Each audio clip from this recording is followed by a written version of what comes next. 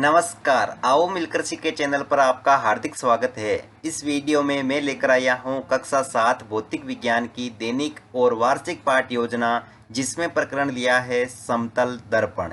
इसमें शिक्षण बिंदु है समतल दर्पण, समतल दर्पण द्वारा निर्मित प्रतिबिंब और वास्तविक व आभासी प्रतिबिंब। तो चलिए शुरू करते हैं। प्रेजेंट बाय आओ मिलकर सीखें।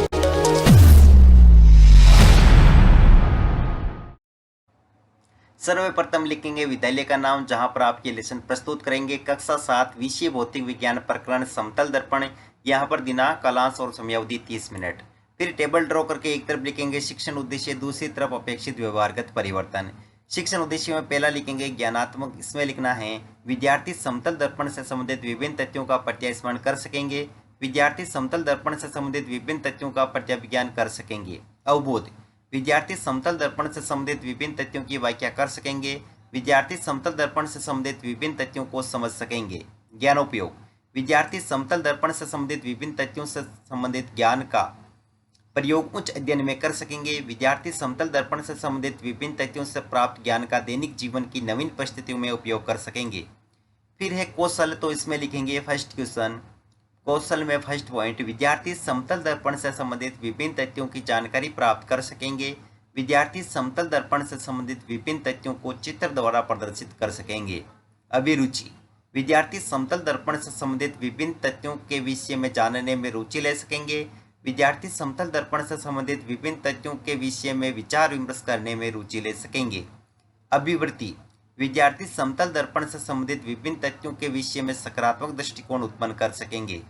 शिक्षण सहायक सामग्री, लपेट फलक, चौक, डस्टर, संकेतक एवं समस्त कक्षा उपयोगी शिक्षण सहायक सामग्री।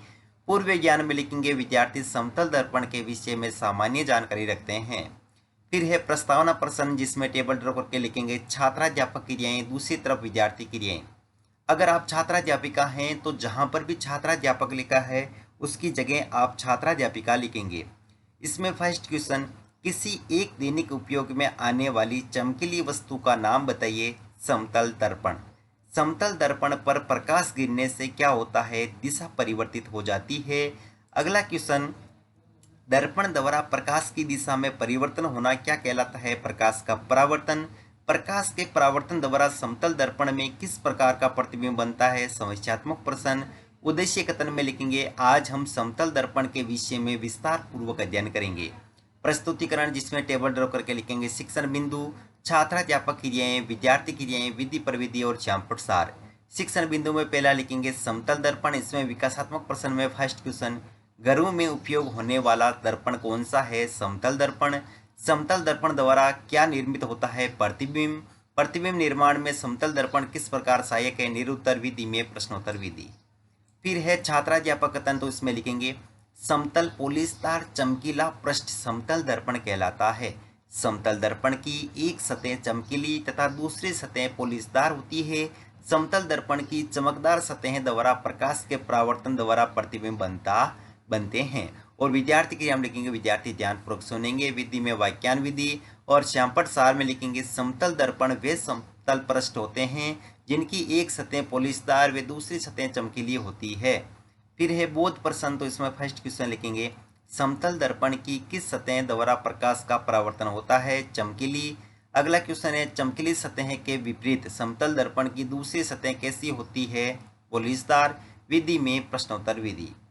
फिर है यहाँ पर अगला शिक्षण बिंदु, समतल दर्पण द्वारा निर्मित प्रतिबिंब, जिसमें विकासात्मक प्रश्न में फर्स्ट क्वेश्चन, चमकदार पृष्ठ किसकी भांति कार्य करता है? दर्पण की भांति।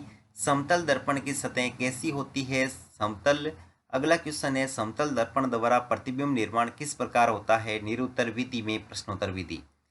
फिर है छात्राध्यापक कथन, तो इसमें लिखेंगे समतल दर्पण द्वारा बनने वाला प्रतिबिंब सीधा होता है। समतल दर्पण द्वारा बनने वाला प्रतिबिंब बिंब के समान आमाप का होता है। बिंब व प्रतिबिंब की दूरी समान होती है। समतल द्वारा बने प्रतिबिंब का दायां भाग बिंब का बायां व बायां भाग बिंब का दायां भाग होता है। यहाँ विद्यार्थी क्रिया में लिखेंगे विद्यार्थी ध्यानपूर्वक सुनेंगे। विधि में वाक्यान विधि। और श्यामपट सार में लिखेंगे समतल दर्पण द्वारा निर्मित प्रतिबिंब सीधा, आभासी व बिंब के समान आकार का होता है। तथा बिंब जितनी दूरी पर होता है उतनी ही दूरी पर प्रतिबिंब बनता है। फिर यहाँ पर बोध प्रश्न में फर्स्ट क्वेश्चन लिखेंगे, समतल दर्पण द्वारा किस प्रकार के प्रतिबिंब बनते हैं, सीधे व आभासी। समतल दर्पण में बिंब का बायां भाग कैसा प्रतीत होता है, दायां। विधि में प्रश्नोत्तर विधि। फिर है तीसरा शिक्षण बिंदु, वास्तविक व आभासी प्रतिबिंब, जिसमें विकासात्मक प्रश्न में फर्स्ट क्वेश्चन, समतल दर्पण में वस्तुओं का क्या दिखाई देता है, प्रतिबिंब। प्रतिबिंब की प्रकृति कैसी होती है, आभासी। आभासी प्रतिबिंब किससे कहते हैं, निरुत्तर। यहाँ पर विधि में प्रश्नोत्तर विधि। फिर है छात्राध्यापक तंतु, उसमें लिखेंगे, समतल दर्पण द्वारा निर्मित प्रतिबिंब आभासी होता है, अर्थात इसे हम पर्दे पर प्राप्त नहीं कर सकते हैं। वास्तविक प्रतिबिंब वे होते हैं जिन्हें हम पर्दे पर प्राप्त कर सकते हैं। विद्यार्थी क्रिया में विद्यार्थी ध्यानपूर्वक सुनेंगे। विधि में वाक्यान विधि। और चांपड़ सार में लिखेंगे, आभासी प्रतिबिंबों को हम पर्दे पर प्राप्त नहीं कर सकते हैं, जबकि वास्तविक प्रतिबिंब पर्दे पर प्राप्त किए जा सकते हैं। बोध प्रश्न में फर्स्ट क्वेश्चन, वे प्रतिबिंब जो पर्दे पर प्राप्त किए जा सकते हैं उन्हें क्या कहते हैं, वास्तविक प्रतिबिंब। अगला क्वेश्चन है, आभासी प्रतिबिंब कहाँ प्राप्त नहीं किए जा सकते हैं, पर्दे पर। विधि में प्रश्नोत्तर विधि। अंत में है मूल्यांकन प्रश्न, तो इसमें फर्स्ट क्वेश्चन लिखेंगे, समतल दर्पण द्वारा बना प्रतिबिंब होता है सीधा, आभासी। बिंब व प्रतिबिंब दूरी समान, उपयुक्त सभी। अगला क्वेश्चन है, समतल दर्पण में दायां भाग दिखाई देता है, दायां या बायां। समतल दर्पण द्वारा वास्तविक प्रतिबिंब बनते हैं, सत्य या असत्य। समतल दर्पण द्वारा कैसे प्रतिबिंब बनते हैं और समतल दर्पण से क्या अभिप्राय है। गृह कार्य में लिखेंगे, आभासी व वास्तविक प्रतिबिंब में अंतर स्पष्ट कीजिए। अंत में पर्यवेक्षक टिप्पणी।